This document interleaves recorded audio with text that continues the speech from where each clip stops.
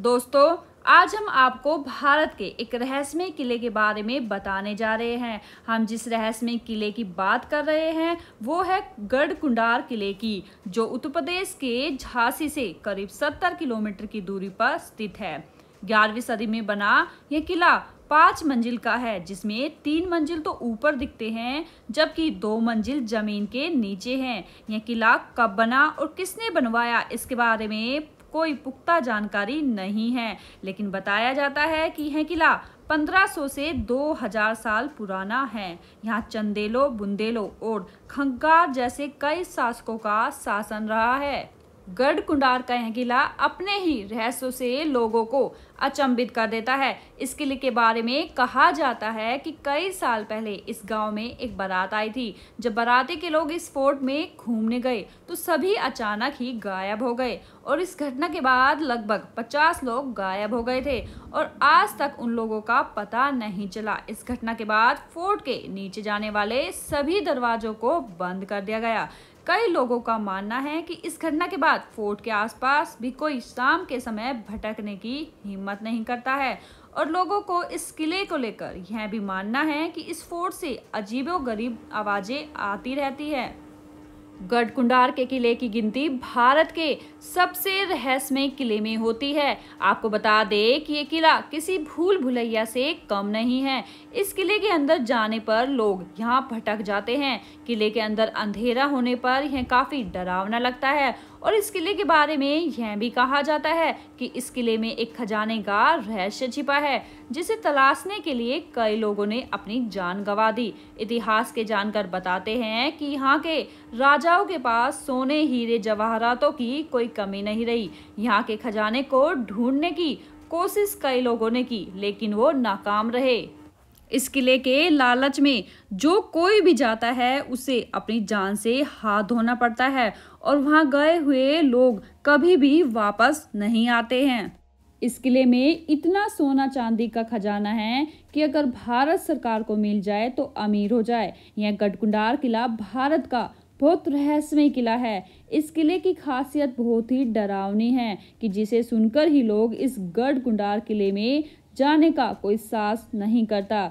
दरअसल यह गढ़कुंडार किले की खास बात यह है कि यह किला 8 किलोमीटर की दूरी से तो साफ दिखाई देता है और जैसे जैसे आप इस किले के नजदीक जाने लगेंगे तो यह किला पूरी तरह से गायब हो जाएगा, यानी कि यह किला पूरी तरह से दिखाई नहीं देता और आप जिस रास्ते से आप किले के अंदर जाना चाहते हैं वही रास्ता आपको कहीं और ले जाता है। गढ़कुंडार के किला इस तरह बनाया गया है कि सुरक्षा की दृष्टि से बहुत ही रहस्यमय है। यह किले की रचना इस प्रकार की गई है कि किले के अंदर जाने के लिए एक ही रास्ता बनाया गया है। इस किले की बनावट इस तरह की गई है कि किले में दिन के उजाले में भी अंधकार रहता है। इसी कारण से यह गढ़कुंडार का किला बहुत ही डरावना दिखाई देता है। इस किले की एक और रहस्यमय बात यह है कि इस किले में गुम हुआ इंसान की हड्डी तक नहीं मिली है।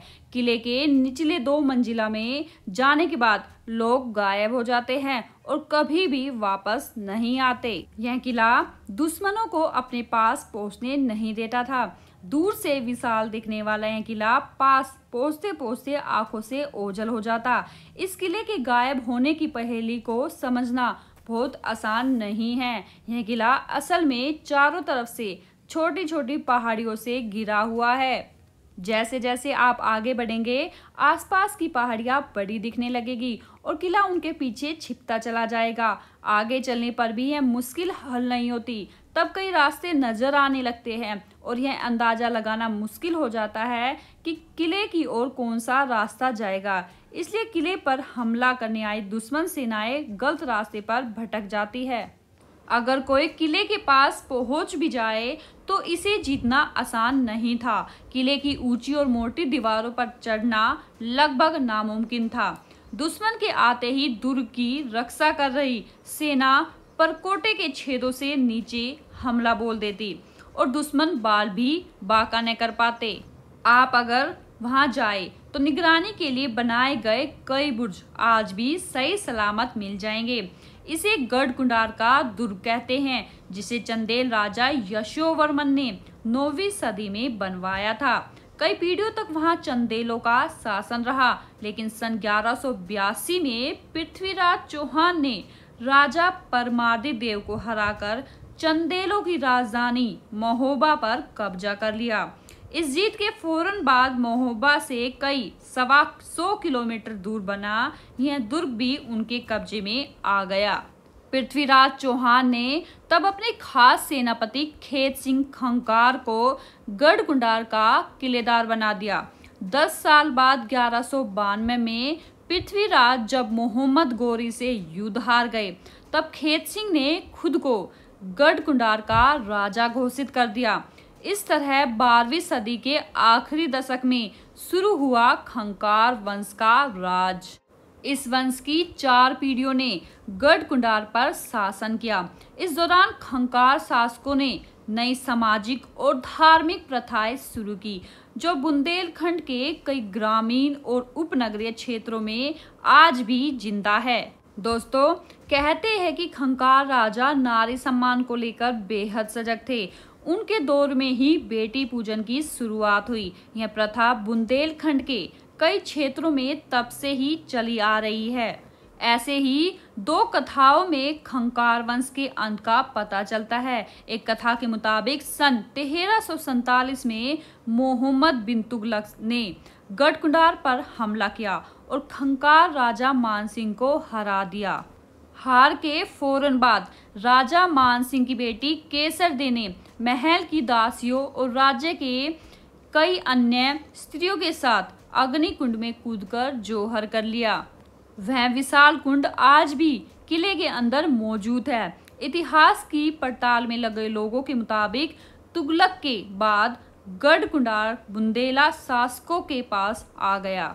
तो दोस्तों, दूसरी कथा के मुताबिक खंकार वंश के आखिरी राजा हुरमत सिंह ने एक बुंदेला सेनापति सोहन लाल को अपने राज्य में शरण दी। बदले में राजा ने अपने बेटे नागदेव की शादी सोहन लाल की बेटी हेमवती से करवाने का प्रस्ताव रखा। सेनापति ने तब इससे इनकार कर दिया, तो कुछ समय बाद सोहन लाल ने एक दूसरे राजा पुण्यपाल परमार के साथ मिलकर हुरमत सिंह के खिलाफ साजिश रची।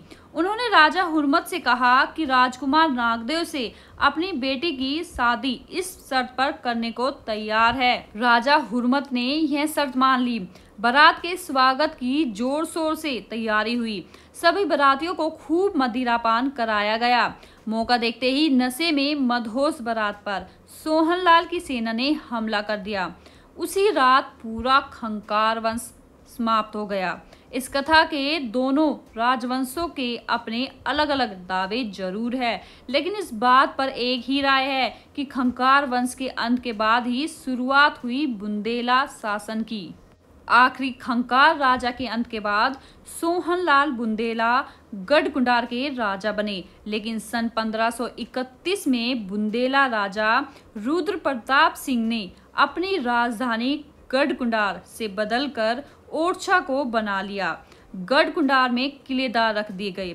देश आजाद होने के बाद वहां बुंदेला शासकों के ही किलेदार रहे। तो दोस्तों, ये थी गढ़कुंडार किले की कहानी। अगर आपको हमारी ये वीडियो पसंद आई हो तो वीडियो को लाइक कीजिए, शेयर कीजिए और हमारे चैनल को सब्सक्राइब करना ना भूले।